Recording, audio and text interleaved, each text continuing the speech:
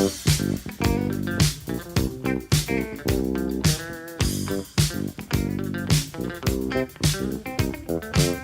love cookies.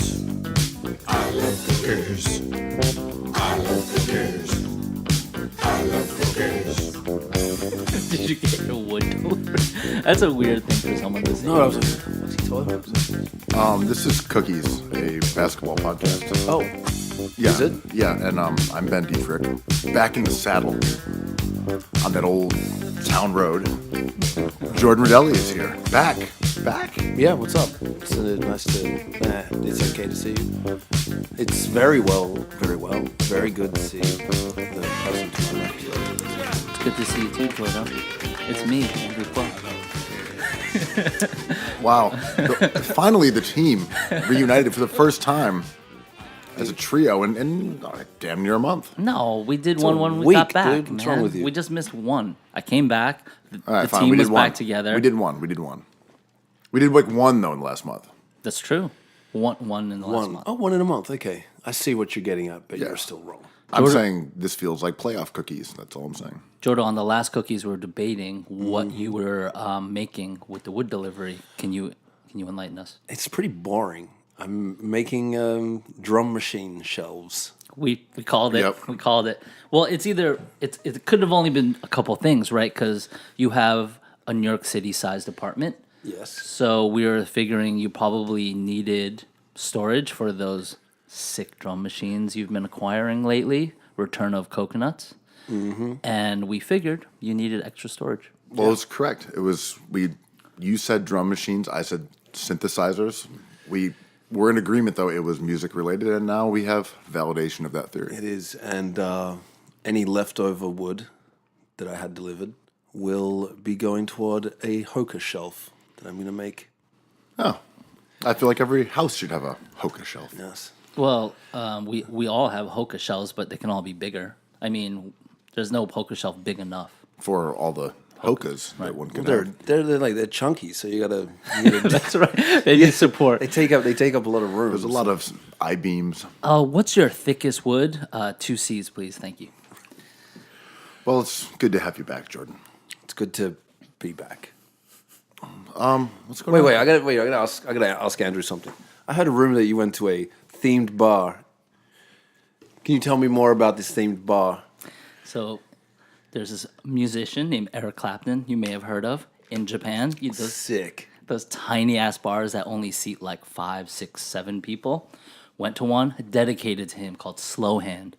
It was pretty awesome. The drink selection was limited, but the guy there looked like he'd been there forever, bragging about John Mayer coming through the last time Dead were in town, playing Eric Clapton bootlegs on a tube television. It's hard for me to describe these small It's just bars. Clapton. It's But- like being inside the Eric Clapton documentary. But it's really tricky because after 2 hours we were there, or an hour and a half, he switched the tape to a Pink Floyd Dark Side of... No. What's the album after Dark Side of the Moon? Unbearable Likeness of... That's a movie, but I know, but what Pink Floyd album am I thinking of? Wish Running You Were on the Here? Beach with the bed on the beach and the guy's running on it? Anyway. yeah. I think that's J. Rue the Damager's second album, Isn't that a Fish album cover? Wrath of the Math. Wrath of the Math 1. That's cool. Eric Clapton's pretty underrated, I think. Jordan, now, do you have any deeply offensive jokes about Eric Clapton that you'd like to tell? Oh yeah, I do. I've told you this one. Oh, yeah, it's one of your go-tos. Am I allowed to tell it? We'll see. Okay. It's pretty bad. What's the difference between a kid and a bag of Coke? Eric Clapton wouldn't let a bag of Coke fall out the window. I take responsibility for forcing Jordan to telling this nasty, mean-spirited joke on a show that is not about those things. I told that joke once and somebody cried. Because they were offended that it was a joke about kids? No, because they knew Eric Clapton. Oh, come on. I mean, did. like, close? Have they been to the themed bar, though? Their mom used to date him. And they cried? Yeah. Come on. Hey, man. Was there a lot of drinking involved? No. Sounds a little performative, I gotta say. Whatever. People get upset about like 4-year-olds falling to their death. Quick rank: Eric Clapton, best songs 3. 3. Layla for sure. Tears in Heaven #2. I'm sorry, this shit is so good. That's a classic Jordan Clapton pick. I respect that. And Cocaine. Basically, that's not him. That's I know, but JJK. Oh, but okay. Then educate me on Cream. Cream. Was it a cover? It was a Cream song, right? Yeah, I believe so. So does that rank in the pantheon? Maybe it's Blind Faith. Oh, okay. See, my Clapton game is not tight, but I went to the bar, and it was cute. You know what this reminds me of? A rapper named Chino XL. Ben kind of looks like Eric Clapton circa Unplugged. Thank you. Chino XL got in a little hot water for the punchline. I'm throwing your shit out the window like Eric Clapton's son. Oh, that's pretty nasty. Paul Clapton. I mean, it's basically the joke you just made. And when I say basically, I mean roughly exactly. I think mine was better though. No, yours is definitely a better punchline. So Clapton stole George Harrison's girlfriend? Is that the story? Like, they were both dashing, successful musicians, right? And that was before Clapton and his whole Unplugged. He stole her, but persona. then she went back to George, I believe, Is for that a how, while. Is that how it went down? Yeah. And then he was upset about it for a couple of years, and I think she What are the most- eventually acquiesced and gave him what he wanted. What are the most famous love triangles in music? Because I always think of Richard Ashcroft and Spaceman, and stealing. Richard Ashcroft went on tour with Spiritualized and started dating the wife of the singer of Spiritualized, who was in the band, and then the guy from Spiritualized wrote the best record of his life afterwards. Jason Kidd, Jim Jackson, Tony Braxton. That was wild. But that's Granted, there's only one musician in that. What? Jason Kidd did rap on the Basketball's Best Kept Secret. And Jim Jackson had bars. So that's 2 out of 3. And with likely bars, that's a musician triangle. I like that one. I think it counts. Okay. Before NBA love triangles, what do we got? LeBron, Wade, and Bosch. Delonte West. Oh, god damn. Yeah, is there? No, that's not a triangle. That's just a relationship. Yeah. Oh, Yeah. Matt Barnes, Derek Fisher. That's right. Classic. Classic Good one. call. There were rumors that there was a Jimmy Butler, Karl Anthony Towns, unnamed girlfriend situation in Minnesota. That was rumor mill, but I don't know if that's factual or just gossip. Nasty gossip. There was a good Knicks one, right? Wasn't it? Someone stole Tim Hardaway Jr.'s girl. Tim Hardaway Jr. Senior? Junior. I don't know, man. So, I'm super excited because you being Andrew Kuo, went to the new movie theater on Delancey. I was just walking around. So I live right near Essex Crossing. Lived there since the 90s. Not to date myself. And been watching this thing go up, waiting, because I love food and I love superheroes, right? Walked by yesterday, looked open. I immediately texted all you guys, being like, it's open. I decided, fuck it. I'm going in to watch Captain Marvel. It was just movie theater review-wise, pretty bare bones. It's a Regal. But Go off. Yes. King. it was a Regal. It wasn't Regal. It's not a majestic theater like a Lowe's, for example. It's debatable, right? So my favorite movie theater in New York currently is Battery Park. Mm-hmm. Not for the underground reasons, for the kid-friendly reasons. Okay. It's rumored to be like a hookup spot. It's definitely a hookup spot. There's literally no one ever in the movie theaters there. How does it sustain itself? But I'm only there on Saturday, like late afternoons, so it's always packed. Wait, so let's unpack this. I've heard of it as the spot that you go to when everything is sold out. So you head down there because it's unpopular and it's huge, and no one really lives in Battery Park. So, but Jordan, you're saying that it's known as a hookup spot. Yeah, it's like For who? Not a hookup couples. spot. No, but like, is it like teens go Maybe there? not couples, right? Can you go there and solicit? I don't know. That's what I was saying. Is it like tried is it a it. wide stance I think it's situation? just joked about because it's so huge, it's so far out of the way, like certain screen, and there's so many screenings today that some of them there's just nobody in there. So it's not a rough trade scenario. I mean, it could be. It's just like a hand job cinema, man. It's fine. What about How do you? would you say the new Essex Crossing is a hand job cinema, Quo, based on what you saw there? Well, it was empty, but I don't think anyone. Maybe knew that's why it it's was, so bare bones. They know it's going to be like that. It's just a Bare bones? That was pretty funny, Ben. That was your joke. No, it wasn't. I was just... How do you procure a situation like that? If you were just like, well, it's time for one of those things, and then you go to Battery Park, do you have to like go online and talk to someone in code? Oh, you're saying for like a hand job theater? Yes. How do you get one? I feel like it just gets out there. Like, oh, that's a hand job theater. Like, Do you go just in like there. sit next to the only person in the theater? What if that person just psyched on like Rogue One Just start when he's throwing, not doing a basketball pod, just watching It's Rogue Jordan One? there to watch The Intern by himself. He's like, oh, it's a hand job theater. Oh, well, smart movie. Well, all right. So the theater was all right. It was all right. Did you hit the food court? They didn't have anything though. So I'm on like a casual new diet. So there was only a few things I can get there. And they didn't have fried pickles. They didn't have the fried onion rings. And they looked to only have like popcorn, hot dogs, and nachos. And I love nachos in movie theaters. Like that's my favorite thing. But I stopped eating cheese a little bit. What? Why? Cheese? That affects pizza. I stopped eating pizza a little bit. I mean, if you guys ordered a pizza, I'd definitely have. Would you pick the cheese off it like a fucking weirdo? No, I told myself I wouldn't do it. Okay. So you have some scruples and some sense of shame. Every diet is a religion, and mine is not to be weird.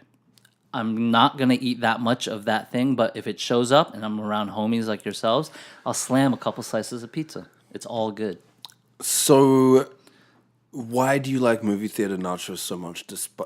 Except for the obvious that they now contain the thing that you're not allowed to eat. Well, they don't depreciate as you're watching the movie. Like, they stay good for 2 hours. In my opinion, I think lukewarm cheese is fine Well, for some me. would. Yeah, I mean, the cheese does cool. And once you've got cold cheese on nachos. It's good. But popcorn gets stale. For me, halfway through the movie, it kind of bums me out. Do you like movie theater nachos where you dip into the cheese? I'm a or dipper. You're a dipper. Yeah. I don't want my hands to get fucked up. But we debated this before. I've seen you eat nachos with a fork, dude. I'm not. No. I gotta say, I don't really enjoy the theaters that provide the full dining experience during the movie. Nighthawk is a fine establishment.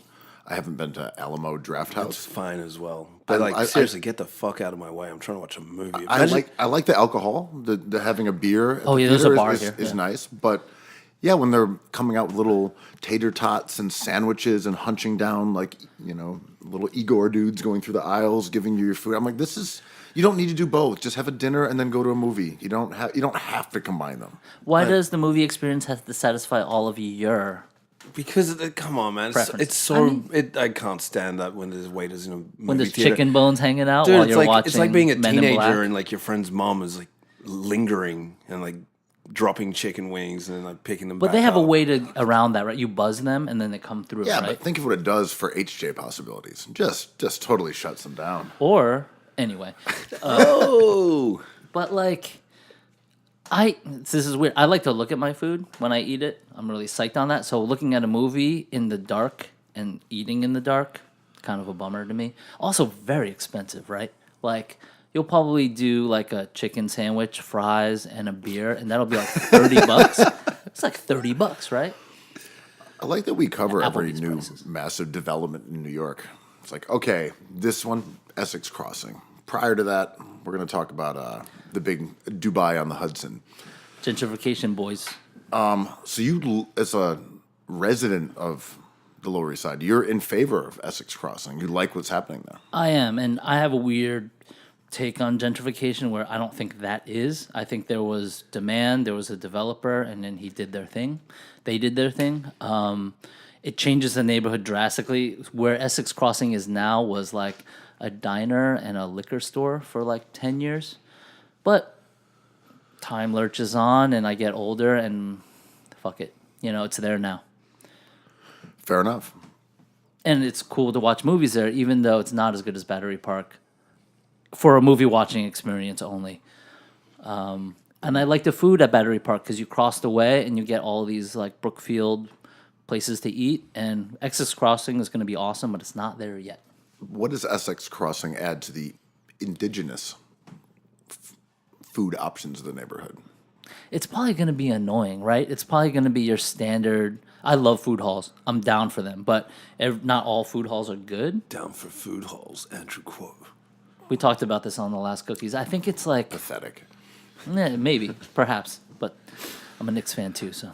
But I'm saying, like, you to me are the expert on where to go around Chinatown. I love Chinatown. You seemingly eat at 3 restaurants a day. This is based on your Twitter account. It's like here, like it's not just we tried these 3 things at one place. It's I went to 3 different places and tried one thing. Is the Chinatown walking food tour part of your repertoire? I love it, but I save up all those pictures for one drop. So it looks like, but it takes place over like 2 weeks. Oh, well, I've been deceived then. That's right. It's theater of the mind. There's no indigenous food in Williamsburg anymore. You really have to get towards Greenpoint. What happened? I mean, we know what happened. Just like rampant gentrification. And then you got even Rosemary's. GPT is now closed. So there's not even any real vestiges of the old Polish neighborhood on this side. You go north side to Jordan's spot over there. Get yourself a nice kielbasa and peppers and onions for $3. Yeah, I don't know what it's called, but you can sure get a great sandwich at the butcher next to the sports store on Manhattan for anyone who's in New York and loves a fucking sandwich. They're $4. Get into it. So what are you lamenting, though? What was here before the takeover? Honestly, Polish food. How many times a week were you hitting up Polish food? I was about to say, I feel like Polish food is like a once a month deal.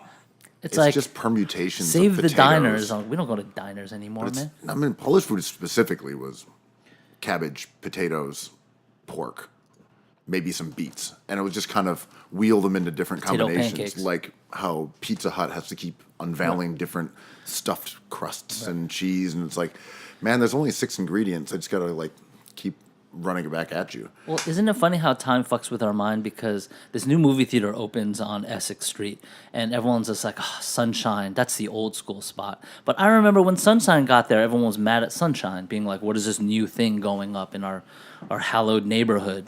So it's just like whatever we remember last. It's like when people in Chinatown protest the taking over of like white businesses, I'm like, well, Chinatown used to be Jewish, right? Like the tenement buildings in the Lower East Side were all that demographic. So it depends on where our starting point is. So when you say Williamsburg has none of the food anymore, I want to know what your starting point is. Oh yeah, it'd be like the Polish stuff. But again, it's not even that I'm bemoaning that it's not there. There was a couple ones that I liked on Manhattan that are gone. That was about it.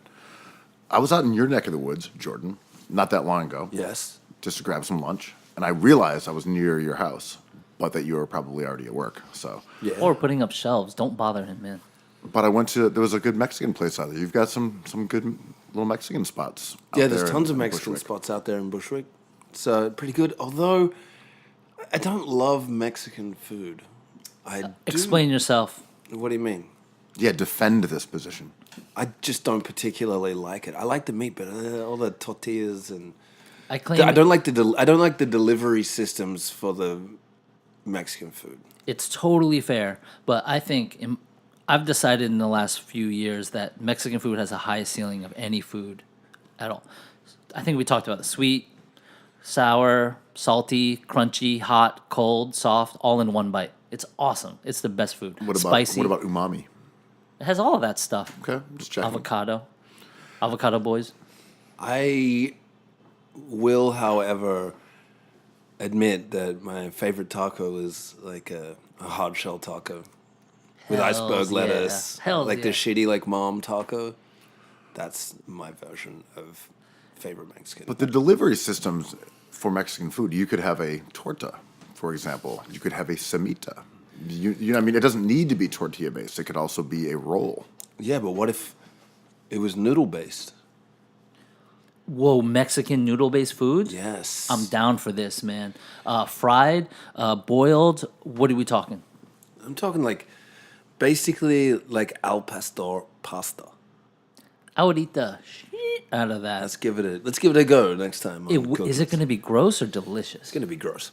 I can't wait. I mean, I don't. It just sounds like meat sauce. Well, we've all had chili over pasta, right? Have we all tried that when we were kids? Yes. Sounds like hamburger helper. It's not as good as hamburger helper because that stuff is delicious. Chili over pasta is kind of okay. What is that, Cincinnati, where they put like cinnamon in their meat sauce? Yeah, there's also the weird things like St. Louis pizza that's like corn flour and in odd square shapes and rhombuses. Rhombi? You bunch of rhombi. Rhomboid. So can we take a leap and say, like, the three of us live in different neighborhoods in New York, and New York is so chopped up. Do we have warring food takes because of where we live? No, because this neighborhood doesn't have any food takes because it's basically like living in Union Square. See, I thought you were going to say what you miss about this neighborhood was the old taco spots in the back of delis, which was like rampant kind of in Williamsburg. But you can still get some of those on South Side. Are they good? There's like Mexico 2000. Mexico 2000. Is it good? Yeah, solid. Taco Santana. Taco Santana is my favorite out of those. Changed hands about 4 years ago. It's never been the same. I didn't know that, but I had noticed it's not as good. Yeah. You'd go there maybe 10 years Management's ago, everything. and there'd be, it was just a family, and it was like a 7-year-old girl who would like run the counter half the time. It was like, you're like, She used to go to school in the restaurant. And yeah. now she has kids now, right? Yes. I mean, Probably. She was like 7, man. 25 years old now. She actually probably was like 12. Riveting stuff. This is why you log on. Well, anyway, it's a good discussion of neighborhood food. In other... Oh, man. That's good God, radio. I should have stayed home and made more shelves. Why, you procuring more hokas? Yes. Tell us about it. No, you don't get them back into do it. Hoka lumber talk. The hoka hole. Don't do it. Hocus focus. Let's talk about race. Kyle Korver wise. Oh, yeah. So Kyle Korver, the veteran Utah Jazz swingman, three-point shooting expert, snapped today in a Players Tribune essay in which he discussed white privilege and went deep on the wokeness. And I thought it was really good. I was reading it, and I thought it would be less progressive. I thought it would be more, kumbaya, like, we're all together, let's get along. But it was very much like, I'm recognizing white privilege. We need to all do this collectively. We need to be allies. We need to check other white people. It was more than I expected from Kyle Korver. Can you give an example? Like, was he talking about a friend, a player, an incident?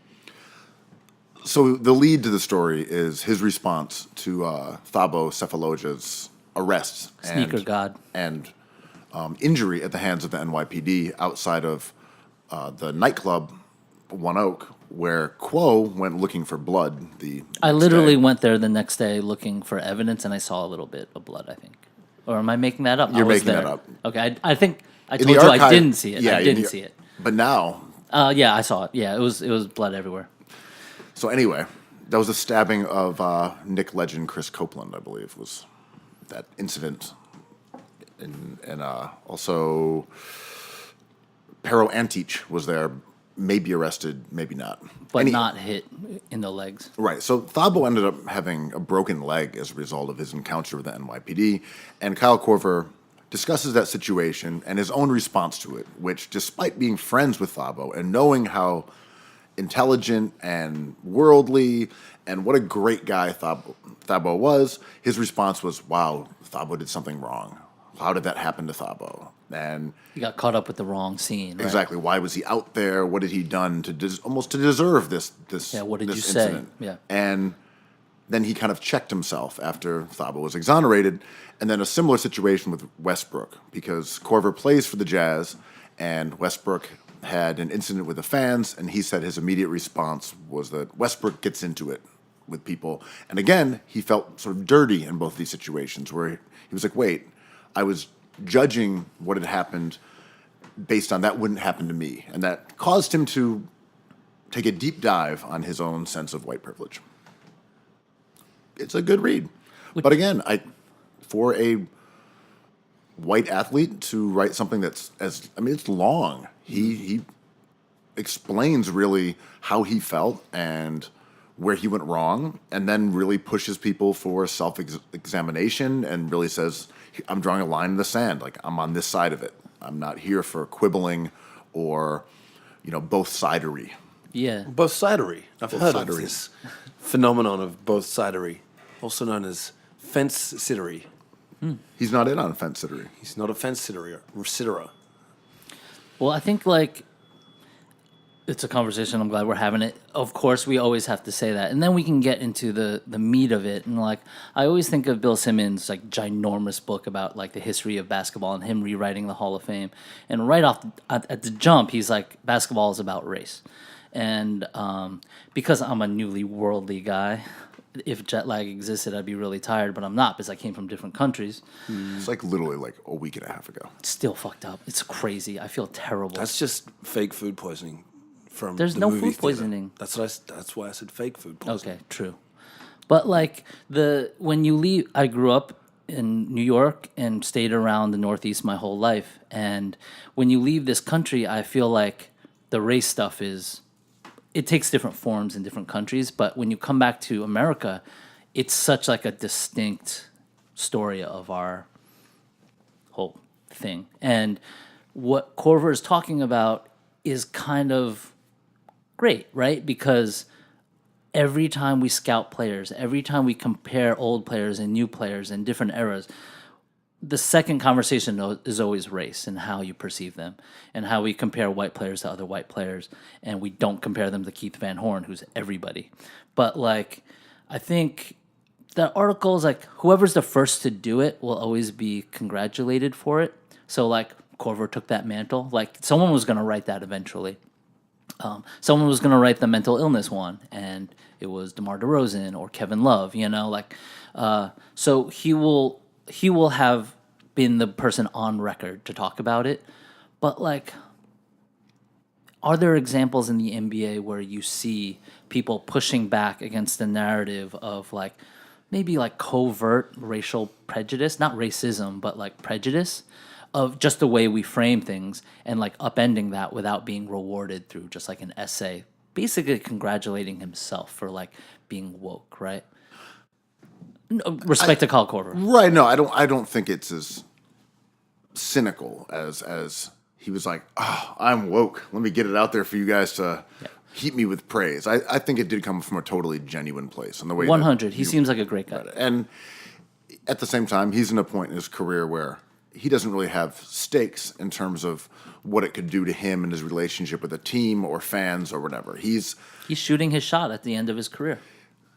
Yeah. In the same way when, first openly gay player was Collins at the end of his career. There are different stakes from when you actually have to play the sort of industry game, for lack of a better phraseology. Mm-hmm. Korver can say, hey, I'm going to take this line in the stand because I look more like the fans than I do the players, and I can blend back in with the fans, and these guys can't, and that's an interesting dynamic. And it's a unique dynamic and one that we need to recognize as white players. It's easier to do that at 35, 36 than if he was trying to stay in the league as a 22-year-old and would suddenly be known as the white Craig Hodges or something. And this evolution is welcome, right? Craig Hodges. White Craig Hodges. But this evolution is welcome, and there was a debate last week about an NCAA women's team being yelled at by their male coach. And people kind of paused at that and was like, oh, that now seems like a bad look. What are we doing here? And any coach getting angry now seems like a bad look, but that really jumped out to us as a collective. And I think this evolution of what Korver's talking about is yeah, cool, let's do it. It's changing, and we have to move forward from it, right? At the same time, even the ability to write that story and have it be celebrated versus Players vilified. Tribune? It's Players Tribune. Derek Jeter. if it was hilarious. But if it was a black dude who wrote that and be like, we need to address white supremacy, people would be like, Jesus Christ. Yes, we're not ready for that though. Like it's micro adjustments. So always. even the fact that it's a white guy writing about white supremacy is something that would not be really acceptable. Which is kind of my point, not to sound cynical. It was like Steven, it's like, I'm just trying to think of like, who's a guy who's late in his career. Like if Vince Carter wrote a story about like white supremacy, people would be like, I mean, I guess he's right, but like, okay. What about if Dirk Nowitzki wrote a story about white supremacy? I mean, that would be super interesting. I would read the shit out of that. I'd From be a psyched. German perspective, like, thanks, Let me Dirk. tell you about something I know about. I mean, that would Culturally. be insane, right? But that ceases to be about the NBA and more about like world history. Can we take a quick little segue here? Not even a segue, just a departure about Dirk Nowitzki. Mm-hmm. And this is something that I just was thinking about. When he was going against the Miami Heat in the finals, there was this idea that people, after he won, that people were like, oh, I just wanted to see Dirk get a ring. That's the most fraudulent revisionist history ever. People were rooting against LeBron, and Dirk became the dude that like embodied that, like the good guy to the villainous Miami Heat. And now we're like, yeah, Dirk, we wanted to see him get that ring. No one wanted Dirk to get a ring. Totally disagree. Everyone wanted to see him get a ring, man. Who liked Dirk? He was known for We loved flaming him. out. We loved him. What are you talking Yeah, about? you're Who liked tripping. Dirk? Him and Nash were super fun. We've liked those guys for years. And He was known as soft. He was known as a choker. He Not had at the that best record point. in the league, and they went and lost to the West. you could be soft and be a fan favorite at the same time. Like they're not exclusive ideas. And like I don't remember people liking Dirk at all oh, until dude, they went against the Heat. everyone was so psyched for him. Even players were psyched for him. This is fraudulent. No, you're gonna- revising the I'm revision. I'm gonna go back to your tweets and Revision I'm gonna 2, go- I'm Ben gonna- Detrick, I'm going to go more back revisions. and see if there's a lot of high praise of Dirk. No one was Nowitzki. sad at Dirk winning a championship, man. No, they weren't sad about it. I'm saying no one thought about like, damn, we got to get Dirk that ring. No one thought about that until he beat the Miami Heat, or until he was playing. it was against on them. the Oh, table. yeah, it was definitely on the table. Really? He was an all-time great. Because Kid got one as well, and so everyone was happy that We they... already were talking about him as like a revolutionary player introducing a new style of basketball to the league. I can't believe the kind of fraudulence that's coming out from both you guys. Oh, yeah, the year before that, everyone's like, if only Dirk could get that ring. No one was saying that shit. I do like the race talk and us being like, yes. And then Dirk comes up, we're like, bullshit. It's all the same thing. It's just one conversation. White privilege. Dirk Nowitzki. Yeah, we'll talk about it. No, by that time he was already a little bit past like the initial like love affair we had with him when we realized he was a superstar. And then when he won, we were psyched. And it was a whole What a farce. I don't know where Ben's getting this from. I thought it was... This universal love of Dirk Nowitzki. Bullshit. take it to the Players Tribune. When they lost to Golden State, everyone was overjoyed. Who was everybody? Everyone, you were rooting. I think that was more about Golden State than people hating Dirk. I don't think they hated Dirk. No one really liked the Mavs. No one's like, yeah. He was well loved, man. I would go on record as like top 5 most well loved player in that Bullshit. moment. No, people love Dirk Nowitzki, Just man. turning this into a podcast He's of always been lies. fun. Yo, just take a picture of you and Steve Nash drunk at a bar, fan favorite. Potty of lies. Yo, would you plant that photo if you were a player, being like, "Oh, we're just hanging out with fans, wasted with my boy Nash"? That did wonders for his career. That was good for his career. I agree. That was the first time people were like, oh, he's not just a loser who we want to lose every game. And then he clowns around poolside, and it's like he's hilarious, man. Yeah. Fan favorite. Just utter mistruths. Well, anyway, that was a segue that I wanted to make out of the Korver discussion. Enough race. Let's talk about Lil Nas X country song. Awesome jam.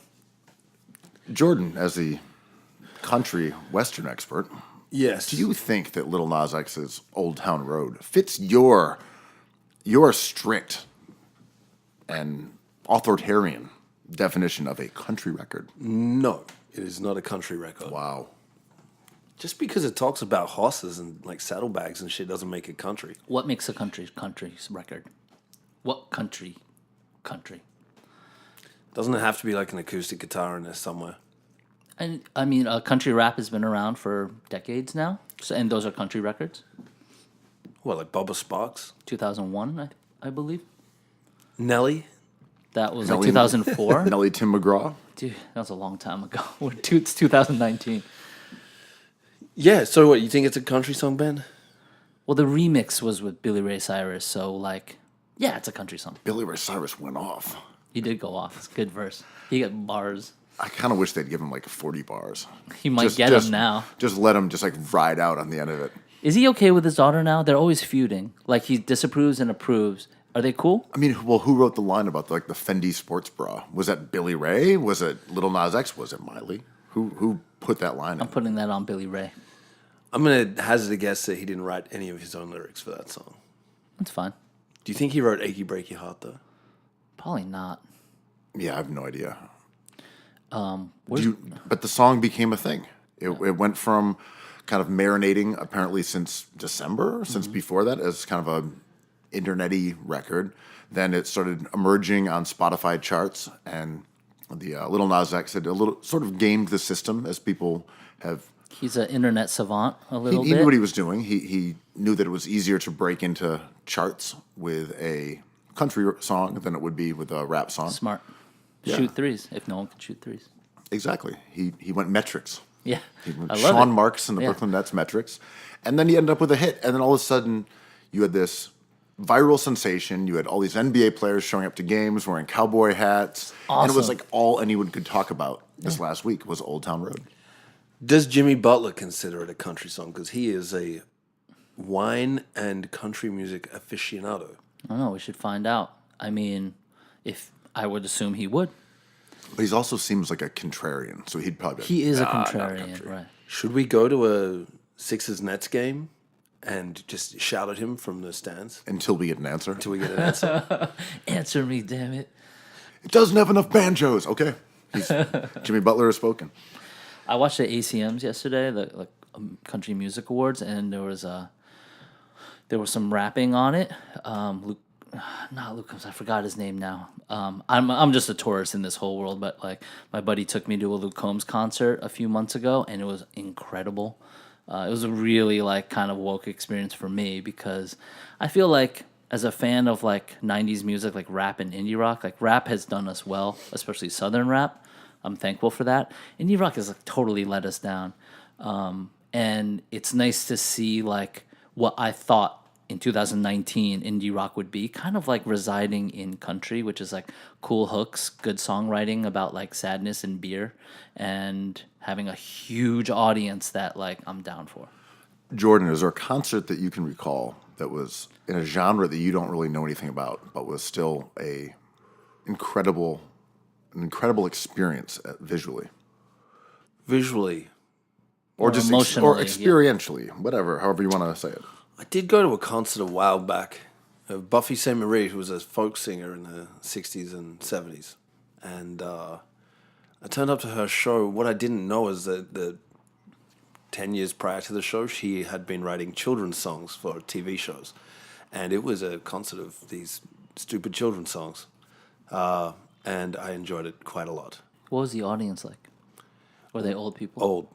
I don't think anyone was expecting her to do like the Thomas the Tank Engine theme song or whatever the fuck it was. It was crazy. Thomas is sick. My next one is called Paw Patrol. What about you, Ben? Have you been an interloper in a scene where you've been hyped? I saw a G-Dragon show, and it was in Paris, which kind of made it doubly. Explain to people what G-Dragon Yeah, is. what is G-Dragon? So G-Dragon is K-pop, and he's a huge, huge, huge star in that world. I was not familiar with any of the songs, and then watching it in a foreign country added a different layer of not alienation, but separation, where he was speaking in English to a crowd that English was not their first language, and they were cheering for him in a language that was not their own, but speaking to each other in French. Anyway, he was an incredible performer, and I think my reference points for him were sort of like Michael Jackson in terms of him moonwalking or crooning, and then he would rap sort of like Young Thug. And so he was just this incredibly futuristic hybrid of all these different kinds of music, but with dancing, with singing, with wardrobe changes, with backgrounds, with That whole scene is amazing. 20 dancers to come out with him. Then all of a sudden, they would change the set and he'd be hanging upside down like a bat or something. It was just so elaborate and overdone. And every time he would like wipe away like a strand of hair, the crowd would just be like, ah! And just like shake. What were they like? Yeah. The crowd would shake. Tight. It would shake the seating apparatus. That's awesome. When he would do anything like sort of just like glance up at the Jumbotron and kind of give a little eyebrow twitch. And then people would just start shrieking. And if I was going to do that shriek, it would sound like... It's getting worse every time. Yeah. The first one was the best. That was the one I was the most excited. Yeah, he kind Ran of out of steam, man. I've ran seen out of G-Dragon. talent. Yeah. You just Corey Brewered your little squeal. I did get really fucking stoned with Action Bronson once at a music festival, and he's like, let's go check out Macklemore. You remember that guy, Macklemore? Still a thing, right? He's know been about- I don't know dormant about- for a I second. don't know about that, but that shit was crazy, man. He's a really, really good performer. I mean, believe I it. was smoking weed with Bronson's weed, so it was very, very strong. But it was like, it was Bronson have some strong- Elvis level shit, man, where he was just like had full control of like 60,000 people, which is always pretty weird to see in like a culty way. Oh, it's awesome. Like, huge shows are kind of more interesting than like medium shows, especially when everyone's into it. I was at a Amazing. VMA's after party, and Nightlife Macklemore was there with Macklemore, right? Macklemore with Macklemore. who's his partner? Oh, how you say Macklemore? What is it? Ryan Adams? Oh, fuck, what's his name? I don't know. I made a documentary about those dudes, and I forgot everything I ever knew about They them. were both there, and then they left their table, and it was like a rap after party, and we went and sat there, and no one was the wiser.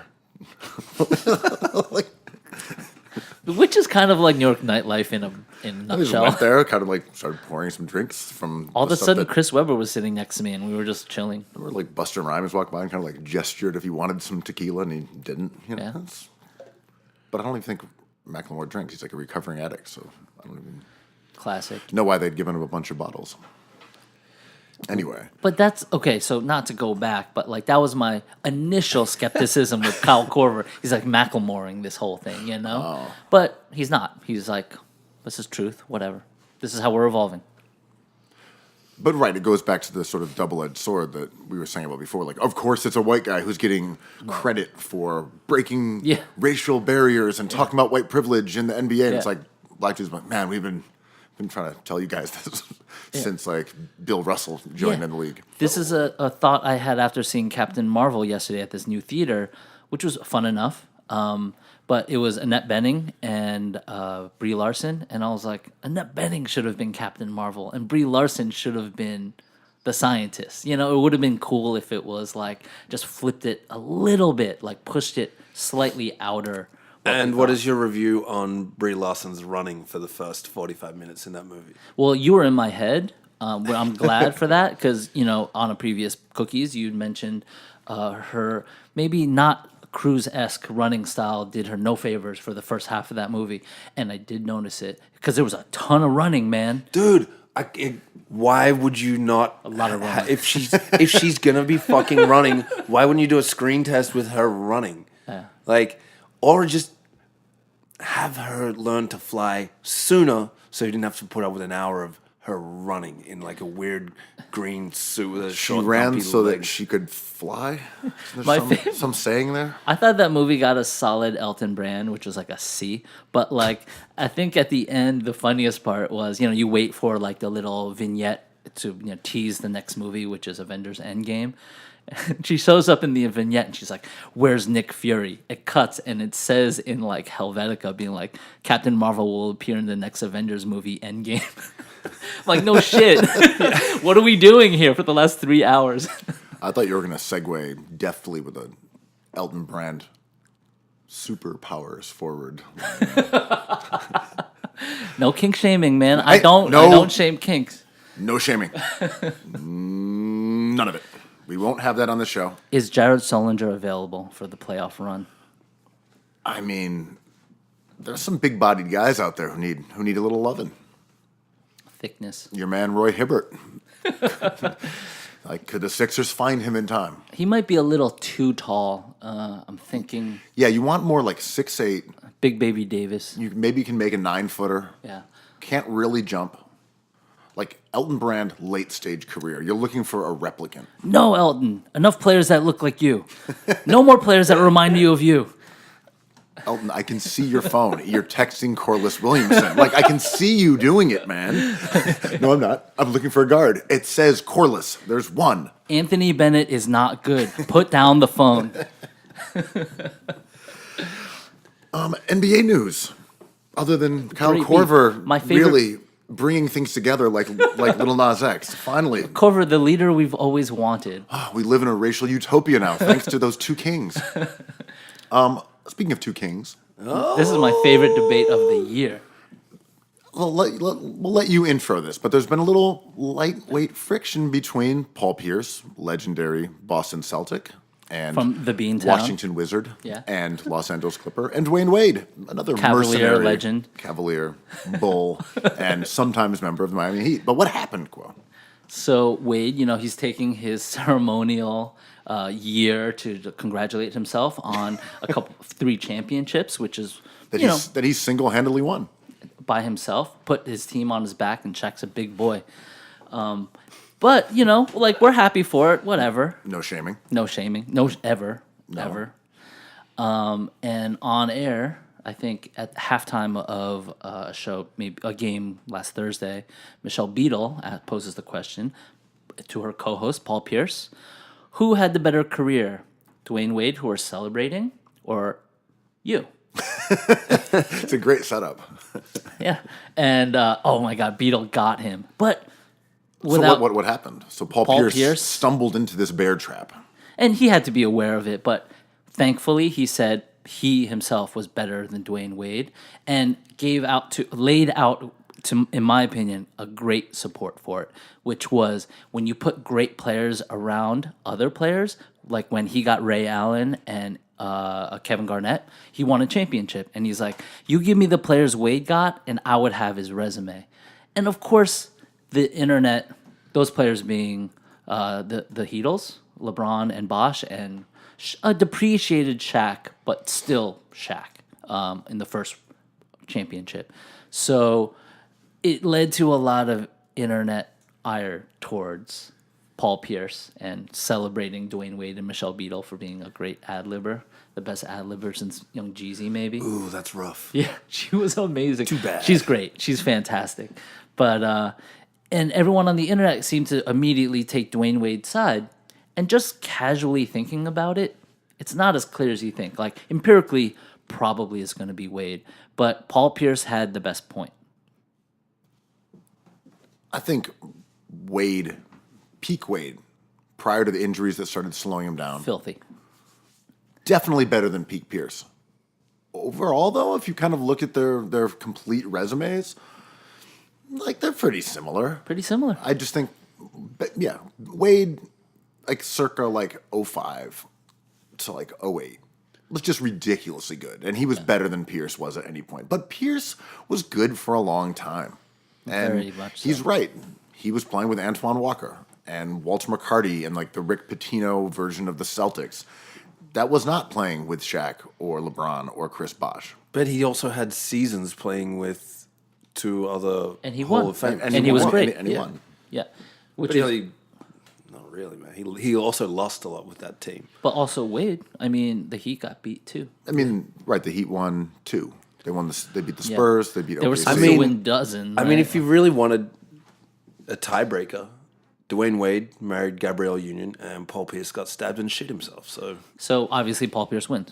yeah, I'm here for Wade is better, but I actually do think the idea of Paul Pierce being shamed for Yeah. comparing himself to Wade, it's kind of close. And this is a dumb debate club exercise, right? Because if we devalue Dwyane Wade's teammates, be like Wade did it by himself, kind of, then we can't talk about Kevin Durant being a bum because he's surrounded by all these great players. Well, this ties in a little bit with the debate we had last week talking about, Devin Booker. no, but Golden State. Okay. Where, how do you judge guys based on rings at this point anymore? You're like, Right. well, cool, Draymond is better than Ewing. Yeah. But he's Yeah. going to have 3 or 4 rings. Ewing has none. Draymond's better than Barkley. Alonzo Mourning. better than Malone. You're like, well, that's not true. I don't believe that. David Robinson. Sure. And it doesn't work. Using Wade saying, well, he won more championships than Pierce, like that doesn't do shit. Tommy Heinsohn was like 8 for 9 or something, or 7 for 8, I forget. But like, I brought up Booker because okay, Clay is better than Ray Allen because he's going to have more ring. You know, Clay is better than Dwyane Wade eventually, right? And that doesn't make sense. But like, I bring up Booker because like he became kind of like an acceptably decent player this season because his numbers with Ayton, his assist numbers went up by 2.1, I think, which makes him like much, much better as a basketball player when you average 2.1 more assists and assist percentage goes up 10%. And that was just him adding a teammate with a skill set that benefited him. Wade also had that. Paul Pierce is saying clearly, when KG came to town, I rocked it. And you also see guys like Kevin Love, where he was an absolute superstar. We talked about him as a top 5, top 10 player when he was in Minnesota. And he wasn't putting up numbers on a terrible team. They were borderline playoffs. He was incredible. And then you put him next to LeBron and next to Kyrie, and he becomes a good player, a solid player.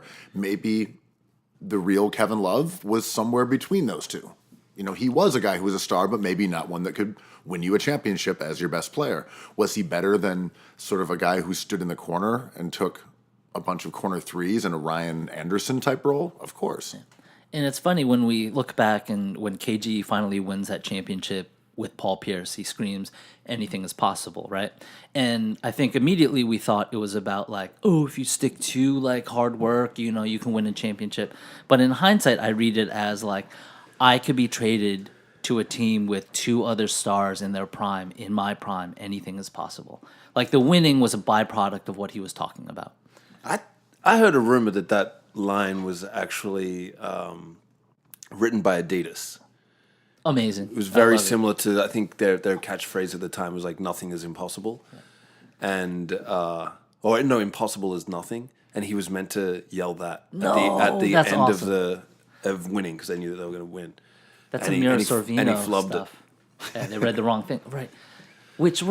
I mean, I want to kind of talk about the NCAA scandal that's going on with the Avenatti right now, right? Like, and it's, you know, shoe related where he claims Nike. Well, what's the latest on that? Has there been anything new? I think this weekend, like, he did a huge dump, like a document dump on Dropbox of all of his materials because he's in big trouble. Like, he has to defend himself now. So he's best known as Stormy Daniels' attorney. Stormy Davis, Stormy Daniels, whatever. Daniels, I think. Daniels. Stormy Daniels, no relationship attorney. He's a headline-chasing lawyer. He was mentioned as a potential Democratic presidential nominee, by which himself. was just fucking self-declared, insane. right?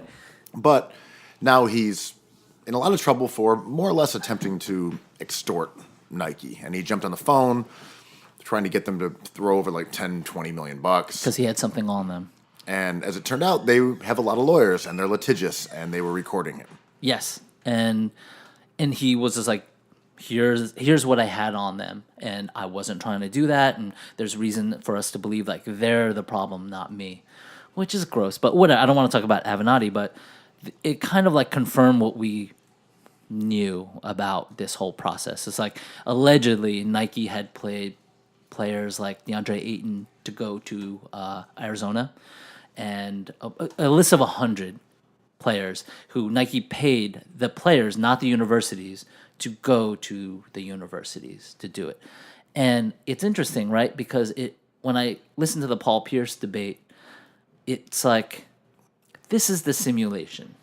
This is what we would love to argue about. There's no answer here.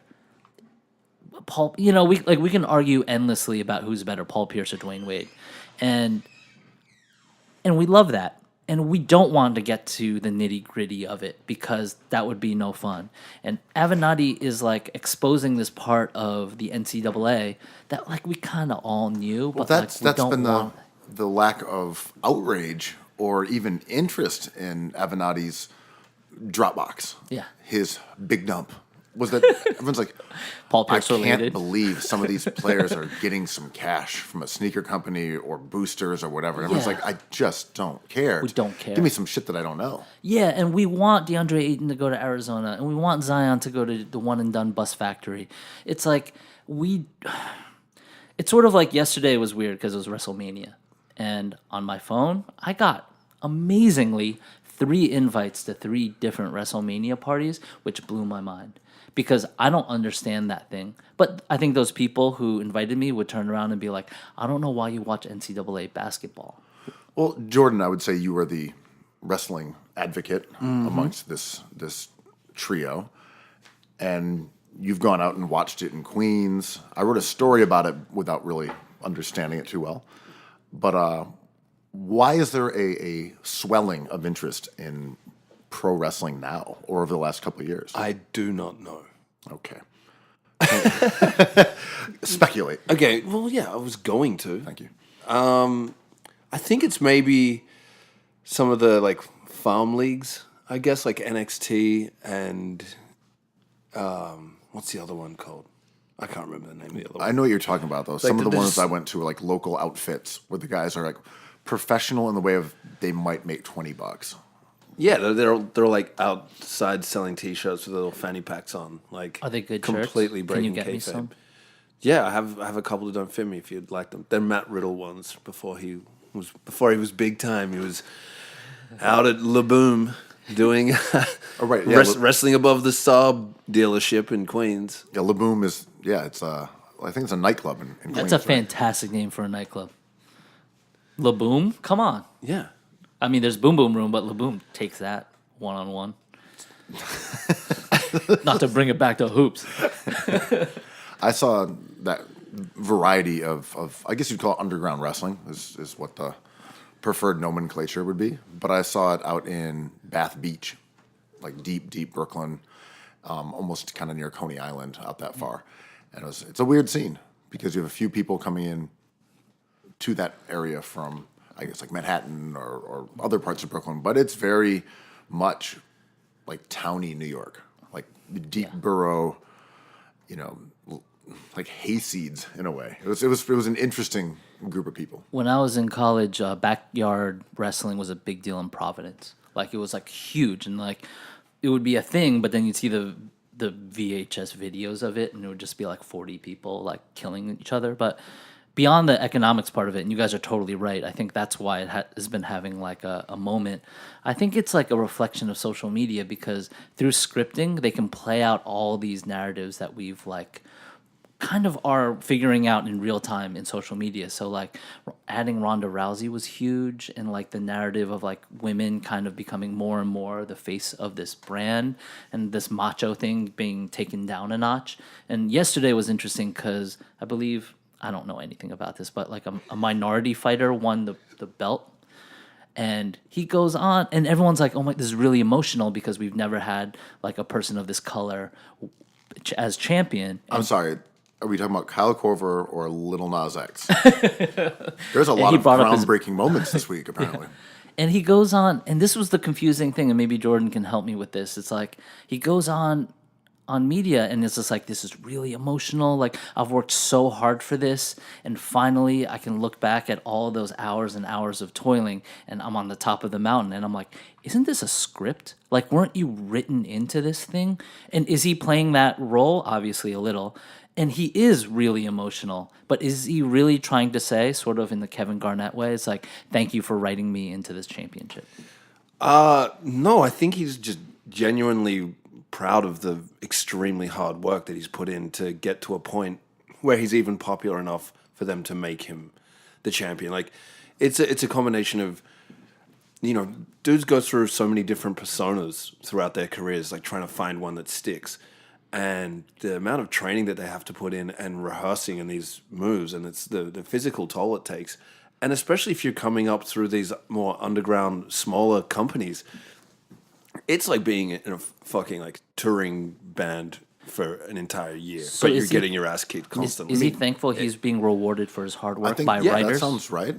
Because So this is a Kevin Garnett anything is possible moment. I think so. When I spoke with some of those guys, as I mentioned, they were getting tops $20, and then they would sell some merch, and that would more or less pay for their gas. And they're driving and crashing at friends' houses on couches, going from, I don't know, like Providence to Baltimore, or all around the Eastern Seaboard, just gigging. Like, okay, we got a wrestling thing. Not unlike country music. It's not unlike country. It's not unlike any kind of bare bones music touring. I mean, that's what they're doing. They're going there and they're going to have a show, and you'd see them, not to get rid of any mystique that people might have about pro wrestling, but a lot of times they'd be meeting the guys that they're going to wrestle for the first time, and they'd be in the backstage area saying, okay, so at the end, how do you want to do this? Okay, all right, so I'm going to do that, and then you're going to do that, then I'll finish you off with this, and then we'll go into like our end game part here. And like, they don't have it, they don't have the match entirely scripted out, but they know who's going to win and lose. Right. So in that case, yes, he's grateful for people recognizing him as an entertainer, and that he's moved to the top of the profession in a way that we can celebrate him as a champion. But it is also a thank you to the writers, to the writers and the organization that's like, okay, it's your time to hold that crown. So yeah, in a roundabout way, this whole Pierce thing made me think of the WWF. Like I just thought, like, bring it home. Let's get this. Let's wrap it up. It's just like, it's the people who write the story, and then we always celebrate the characters in it. But as we do Wrestlemania, but it's just like, who are the writers? Like, who wrote this minority guy into this championship? Like, where do they come in? Where do they like inject themselves into this story? Because I can't name a single WWF wrestler other than Ronda Rousey or Triple H. Is he still around?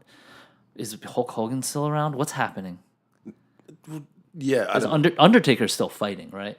No, he came back, but I think he was done a couple of years ago at this point. A couple of years ago, so he went from the '80s to like 2013. Dude was old as fuck in his last one. And there was only one Undertaker that we can confirm. I believe so. Yes. To me, how many Ultimate Warriors? To me, Coco Beware was the first minority champion. Was he champion? No. I mean, he might have been. I don't know. I don't think so. There were wrestling was not particularly diverse, although there were. It was. Yes, it was. I don't know. I mean, what is it? Diverse on par with the population?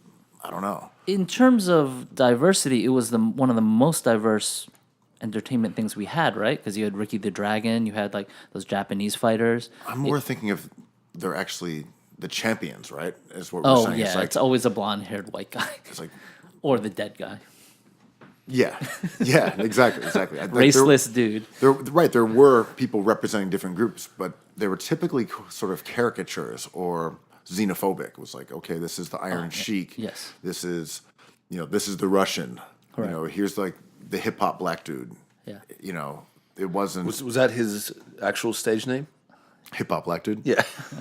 It was the white trash guy. It was probably like Boom Books or something. There was a tag team duo of like hip hop black dudes, if I remember correctly. It's not unlike like anything like the Transformers of Ninja Turtles. Like it's the same kind of principles, right? You talking about Bebop and Rocksteady?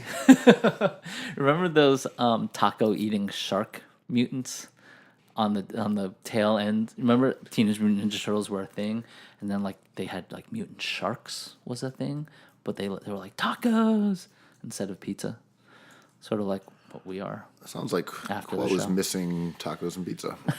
Yes, you might have to watch an episode of Samurai Pizza Cats. So I was watching the Final Four, as I do. Why? I love college basketball. I think it's super fun. Okay, so it brings me to my point. You guys are shaking your heads in disgust. There was an egregious call at the end where there was Who's playing? In what game? Because I haven't been watching either. It was Auburn versus, I forget, Texas Tech, I believe. And last second, nail biter, coin flip. There was a travel that wasn't called. And then... should it have been called? The double dribble. Yes. So he dribbles, he loses control off of his right leg. And you were in favor of that being called? No. Because to my point, later on, there was a foul on a three-point shot that people were arguing with, which was actually a foul, but decided the game. Definitely a foul. Yes. But everyone was up in arms over that double dribble, and I was like, I don't care. This is just a simulation. This is WWF. Like, of course, there's going to be people mad at it. I just don't care because someone's going to make a mistake at some point, and it just happened there. It happens everywhere in sports. and it just occurred. Well, so much of the, I guess, perception we have is totally anecdotal. I mean, that's obvious, right? Like the ball bounces one direction, someone is crowned the winner who's got the clutch instinct, and the other guy is a choker who doesn't step up when he needs to. Loser. A loser. The dirtiest word. The nasty gossip. But What a bunch of losers. Fucking losers, man. It's a as you said, it's a coin flip. And in college basketball, it's even more pronounced because this is the only chance for these guys, not only because it's a one-game elimination, but because they're mostly not going to be in the NBA. In the league, it's like, all right, you're playing 82 games. You're going to get another shot. You're going to have a 10-year career. These guys, the dudes on Texas Tech, you might hear of one or two of them again ever for the rest of your life. For sure. And it means a lot to them. And we want them to cry. We want them to rejoice. Like, we want all these things, right? But, like, it made me think of Tim Donaghy. Like, he probably did the NBA as solid because we can't really tell, and the NBA is pretty healthy. Like, what were the most egregious missed calls in the NBA? Like, I can't even recall them because we don't think about it. We're just like, we want to believe what we want to believe. And it's just like, oh, they hit that last-minute shot. He's a hero. I'm like, yeah, but there was a blown call right before. It's like, I don't care about the blown call. I will answer your question. The most egregious non-call in the history of the NBA is this season with Kevin Durant standing 2 feet outside the baseline saving a ball. But it had the least impact, right? It doesn't matter. No real impact, but utterly insane. That happened in college that too, was this egregious. How do you said egregious, not like which had the most impact? It's got to be that one. It was completely insane. There was more, right? He was like standing with the photographers, and he just beat the ball back inside. What about the dragon dribble travel that never happened, that went viral? Dragon Bender rebounded the ball, dribbled up the court, and they called the travel on him. Yes. And no one could find it. I mean, human error is one thing. In football, it's super funny. But I feel like in the NBA, it's a sequence of calls is what gets people really furious. There hasn't been any specific call that like they haven't been able to reverse or something since they instituted replay in the last 2 minutes of games that were like, oh my God, they blew it. It's more like the Wade and against Dirk. Yeah. And in that finals was just so many calls and sent Dwyane Wade to the line that kind of ended that series. Or the Lakers and the conspiratorial Kings and the Blazers, where there was crucial games that the calls just all seemed to go the Lakers' direction. Those are the ones that stick out. There's not like one call that I even remember specifically. And before we go on, it was Michigan State, not Texas Tech. It was Michigan State versus Auburn. Anyway. Well, doesn't matter. It just doesn't matter. I mean, the thing is also like at that Lakers Kings series. The thing that was crazy about that is it wasn't like looking back over the game like, oh, a strange amount of calls went the Lakers' way. It was the Kings fucking shaking their head on the bench, being like, what the hell is going on? Why are these phantom fouls and calls being made? It's crazy. And kind of like bewildered on the bench at what was clearly a game that was being set up for the Lakers to win. I kind of remember that era as just being a bunch of egregious like spans of just like manufacturing Kobe Bryant moments. I mean, the thing is, without getting too in the weeds, because you start sounding crazy when you start talking about basketball conspiracies, but like the league didn't allow Chris Paul to go to the Lakers. The league stepped in and got rid of Sam Hinkie. To say that, I mean, it's when you talk about the league, you're talking about David Stern. Who Silver, David Stern. Who was doing what the owners want him to do. Like, he's not independent here. But just to say, well, they would do that. They would shift the course of the league in this way. They would institute, I don't know, the carry after Iverson was doing it, or rules to prevent Shaq from doing things, or the dress code for just to pretend that they're just sort of a benign basketball organization. It's completely untrue. They've made decisions repeatedly to sculpt the game. They put in, like, we had an offensive explosion over the past 4 years, and they're like, you know what? Not enough. Let's juice it even further and get rid of, defensive players' ability to kind of get in people's way and just call those fouls too. And you're like, that's a conscious decision to make the product, in their opinion, better for consumers and make more money. And that's their guiding principle. It's not the sanctity of the game.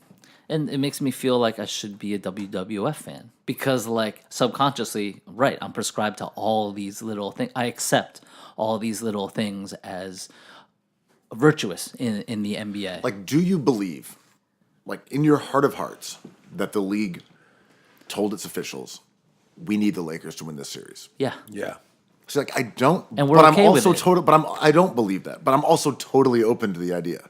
But that's not to bring it back to Dirk. Bring it back. But that's what's so crazy because I don't think the league wanted Dirk to win. And I think there were a bunch of calls. I agree. No one did. We're all on the same page here, man. He was reviled across the league as a German interloper. Look who's a Fed over here, man. No shaming. But yeah, they were trying to manufacture that LeBron narrative. And, you know, sometimes the German gets in your way. From the LeBron narrative. Fair enough. Well, we've got two good narratives to talk about here. Let's rejoice. Let's end this on a high note. High note. Two of the best stories of the NBA season have been locked in, and that the Nets from Brooklyn and the Magic from Orlando have both ended droughts from the playoffs and are both clinched in the Eastern Conference. We can start with the Nets, who's a team that we have embraced over the last few years as they became a smart organization. And now it's clear that they, in fact, won the trade. Preseason, we had the Nets as one of our most interesting teams going into the league because they had all these cool players that they plucked late in the draft, like Jared Allen, awesome. Rondé Hollis-Jefferson, who didn't do much this year, but Karis LeVert, maybe before Mitchell Robinson, the best player in New York.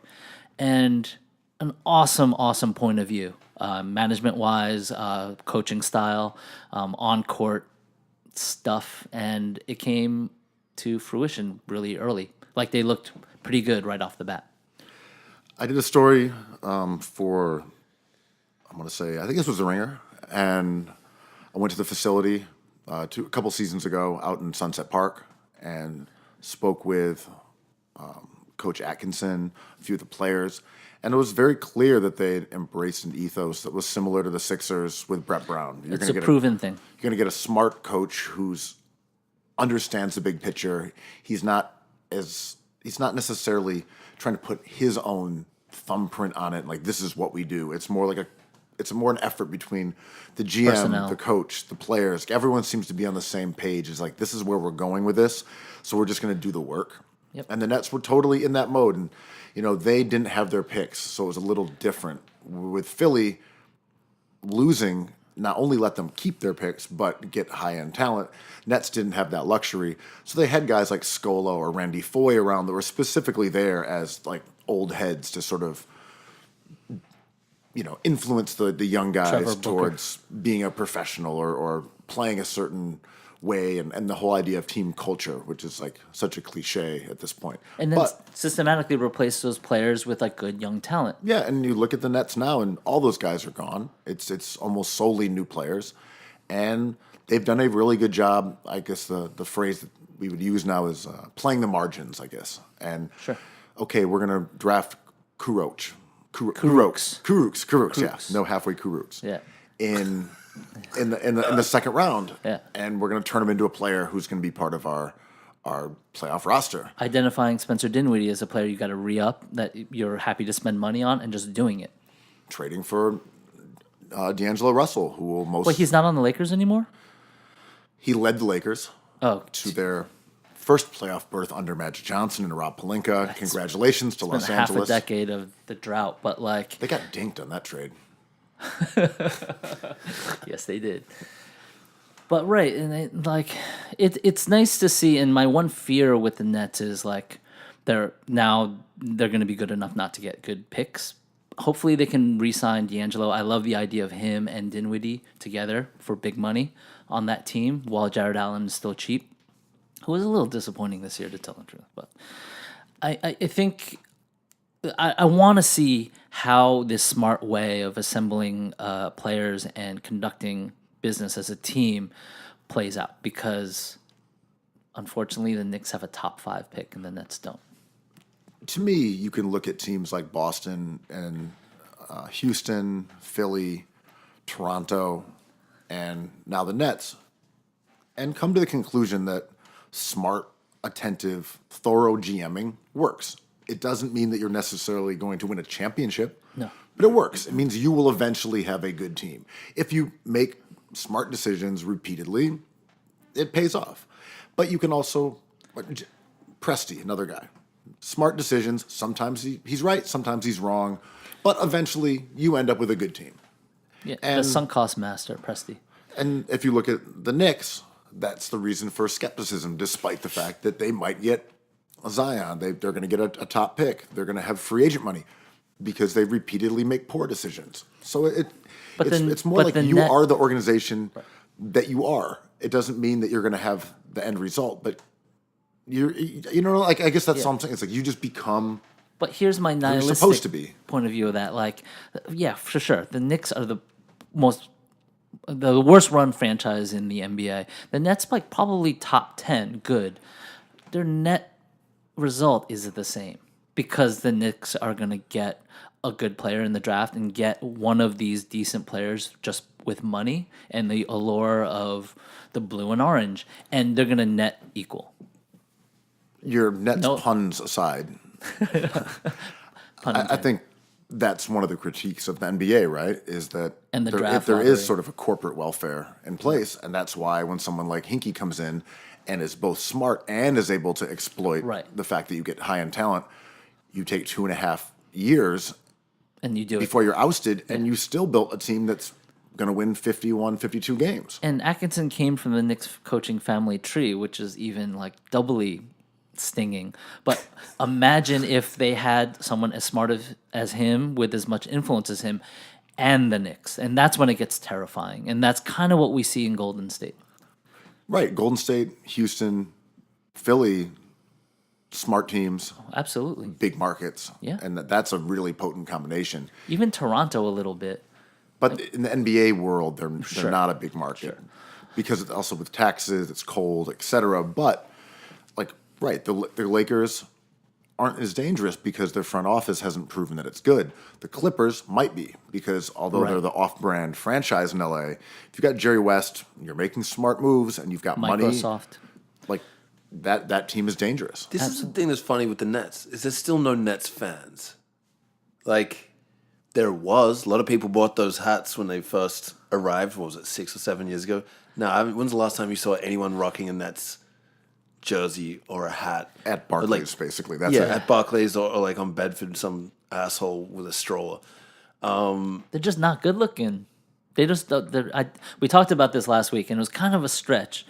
Shout out to Kat Marnell, who kind of shouted us out for that discussion. I felt like it wasn't really sussed out well, but like you're right, and I'm trying to get to the bottom of this. It's like the swamp. No one's excited that no one in New York really gives a shit that the Nets are in the playoffs. No, you're right. You're right. And they goes should. under the No, because they're great. That we care because we like good basketball and interesting teams. But like that's why we're excited, not because it's a New York area, Brooklyn like home team. It's like when non-basketball fans were like, "What do you think of Jeremy Lin coming back to New York?" I'm like, "He's a Knick again?" Oh no, you mean the Nets? Yeah, no, that's different. That's a whole ecosystem away from what the Knicks are. To me, it was the initial branding and presentation of the team has not been dispelled yet. And it might be eventually. And it could take, say, this Nets team upsetting Philly or beating Boston or whatever. Like having a little run and people be like, wait a minute, the fucking Nets are good? Let me check these guys out. Oh, they're cool. They're fun. But it was terrible branding. It's a terrible color scheme. It's an awful fucking name. Lame. It's a bad logo. It's a shit name. You went with the Nets. You had the opportunity to change. Swamp Dragons. But it could have been anything. Could have been anything. Their colors should have been the same colors as Golden Crust. That would have been a good Brooklyn team. Yeah, like Wait, that's red and gold. Yeah. I love Golden Crust when I used to eat that. And a little green in there as well. that would have been great.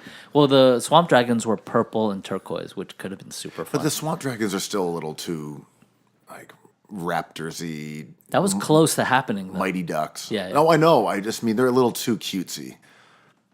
It'd be fun, but it's more like in the Zach Lowe would like it way. You know, where it's like, okay, it's like a novelty. Yeah. It's not like you'd be wearing a lot of Swamp Dragons gear around. So there's a lot of people in like the tech world that say like branding, or just like in the entrepreneurial world, like branding doesn't matter unless you have a good product.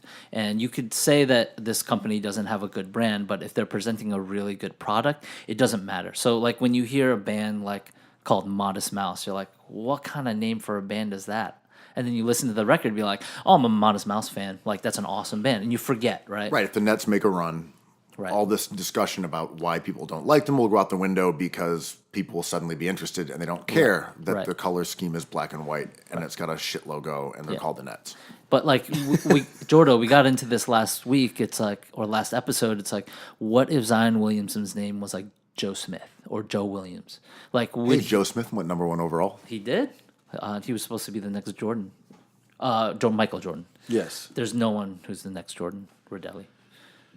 The best thing about Zion is that there's a lot of really good dub and reggae songs that talk about like Zion arising. Yeah, but also there's politics that are hard to like discuss too. Are you a Zionist? Is that what you're saying? I don't know what I am. Long-winded is what I am. But yeah, with the Nets, I do think. Oh, you know, quote, he's long-winded. But I do think you're right. They have a good enough product that with repeated success, they will get fans. It's just they're winning fans away from the Knicks. Would you like who to have a great branding? Would you like to see the Nets gain a slew of new fans by defeating the Sixers in the first round? No. Okay. It's worth a try. No, I if there was a team that was going to beat the Sixers, in an upset, I'd be happy if it was the Nets versus like Orlando too. Let's talk about the Magic for a second. So the Magic have seemed like the team. It kind of seems like he dodged that question. No, Well, you were trying to kink shame him, so he was. Well, of course, I want the Sixers to win. I'm saying I like these other teams though; they're cool. I don't want them to beat Philly, but I mean, you're going to be sad in the moment, and then when the series turns over, like you're not going to be mad at the Nets. But I mean, I like both Orlando and Brooklyn. I'd be annoyed if it was like the Pistons or the Heat. That would be like, oh, fuck them. Pacers. No, that would suck. Yeah. The Celtics, no, screw that. But like a young upstart Orlando team or the Nets, they're cool. Super fun. But with Orlando, they were sort of a team adrift in their rebuild.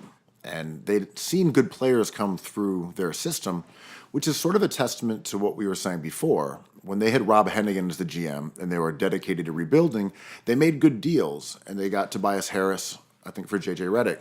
They drafted Oladipo with the second overall pick. They added talent, and Aaron Gordon and Vooch in the trade with the Sixers. They put together talent, but it didn't come together fast enough, and then they were forced to make trades to try to get better more quickly, and that's where that whole rebuild went totally south when they ended up trading for Ibaka. Then they flipped him again, and they ended up with like Terrence Ross to show for Oladipo. And they made a lot of mistakes because they were trying to win immediately. Now we're sort of seeing that if they had kept those guys together, Orlando could potentially have been a really gnarly team. I mean, that's a really hard thing to do, right? Because every player develops differently. Like, this is the classic Knicks thing. Like, I don't know if Oladipo becomes this Oladipo without stopping through OKC and then ending up in Indiana. But it's fair to say that. Let's just say that, because that's all we know. The thing that really surprised me, I mean, I love Jonathan Isaac. I thought he was a top 3 pick in that draft. He's an awesome defender already. That prototype doesn't exist in this year's draft, which bums me out. But I think the step that Vooch took towards like modernizing his game like changed the whole scope of that franchise, because we could have been talking about how dumb they were to give Aaron Gordon money, but Vooch was so good and in a different way that it kind of like created a whole new conversation around this team where it's just like, oh, they're trying something new, and they're just not trying to pay talent or acquire talent. They're trying to change the way they play.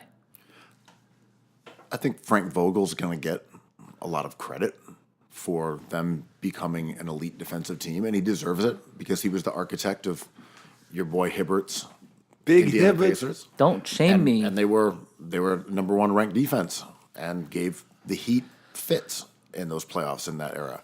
And he's got the Orlando Magic, over the last, I believe, like 20-some games or whatever, the top-ranked defense in the league. They're 8th overall for the season. They're not a fun playoff opponent, especially if you're Philly. You're not going to be able to score well against them because they are a really elite defense. And they also have a guy in Vooch who can draw Embiid out of the paint. I mean, he's shooting 36% from three. He's going to spend a lot of time at the top of the arc, and Philly's number one defensive player, the anchor of their defense, is going to be out there having to guard him. I think both Orlando and Brooklyn present really interesting playoff matchups for Philly. Yeah, and they might be like first round exits, but like moving forward, it's like that's what I'm thinking about. Like mission accomplished. They got into the playoffs in a weak East. At least they did that. And it's a shame that Orlando took Mo Bamba. I thought like hopefully he'll prove to be something. And I think their plan was to let Vooch walk and have Mo Bamba kind of slide in as the Twin Towers with Jonathan Isaac. But it looks like you got to re-up Vooch. And like, got to. He's too good. He's too good. What would you pay him? Max, right? Yeah. I mean, they have no one else to pay. And Orlando is in that... Unless you're trying not to get one of these middle-range free agents. But Orlando is in that tricky position where they're not a marquee market. And they attempted to get Paul Millsap a few years back, and that was their big jump to try to become relevant, and they didn't get him. And that's why Brooklyn has a huge advantage. Because if we're going to compare these two teams with the talent they have, they're sort of similar. I think Brooklyn's got far better guards. They're kind of younger across the board. But the thing is, they play in New York. And they've got more money to spend because these dudes are on rookie contracts. So they are going to be someone who's trying to get a Kawhi, a Jimmy Butler, someone to join that team, Clay, whatever. Sure. Orlando doesn't really have a chance, not only because of their own financial situation, but because of who they are. Which is annoying because it's contrary to what we've been saying. Like, they have an amazing identity. Their branding is kind of cool. Like, they have a cool mascot. I don't know. But they probably should have taken a SGA. Yeah, I'm trying to push this Sega nickname. I don't know if it's going to stick, but he would have been the guy for Orlando to take. That would have been fun. A guard would have been fun. I thought Mo Bamba was way overrated. I thought we argued about this. KBB next week. KBB, Jesus. Can't wait. Next week? Oh, come on. Already? The playoffs are about to start. No, we gotta see where the seeding. We gotta see the lottery, and then the KBB clicks in. Well, speaking of playoffs, has anyone sent me substances yet? To the cookies? Suggestions or actual substances? Actual substances. Oh, yeah, the Jordan. The JBB. To the cookies P.O. box. JDBB. I did see a bunch of drug-sniffing dogs yelping up a storm in my hallway. Is that what you call yourself when you want drugs? I'm a dog.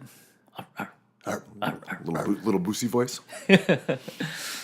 Well, yeah, the KBB will be unveiled around May 14th. So you've got about a month. Should we have a cookies lottery party? No, it's going to be too depressing. I don't want to do those lottery parties. 14% chance is a good night. That's not good enough. Just do a little playoff event. Stay tuned. Stay tuned for the cookies playoff party. Yeah. All right, so Am I invited? you can come. You are the party. Yeah, seriously, you're DJing it. I'll be drooling in the corner. Out of those two teams, Nets and Magic, let's just get a little... Are you Team Magic or Team Nets? I'm going to go with the Nets. I'm just going to go Jonathan Isaac. I love the Magic. I just want the Nets to beat the Sixers so bad so you can complain about it for one episode. Who's got better hair, Jonathan Isaac or Jared Allen? Jared Allen. Isaac's got that flat top, though, man. Well, You asked the that would be question. the I gave the answer. perfect playoff matchup. Much like perfect pod. Rate, review, subscribe if you guys can. That would help us a lot. I love We got cookies. Oh, and thanks everyone who grabbed a Bullies 3. We are out of them. we are sold out. Run. A few Bullies 1 available. If you even process, do you bro. even know what the process is? Like, if you know the process, you should get yourself one of the few remaining Bullies. Yeah, not many of those. Good hats right now, and we'll see what we can come up with for the playoffs. Cookies. Cookies.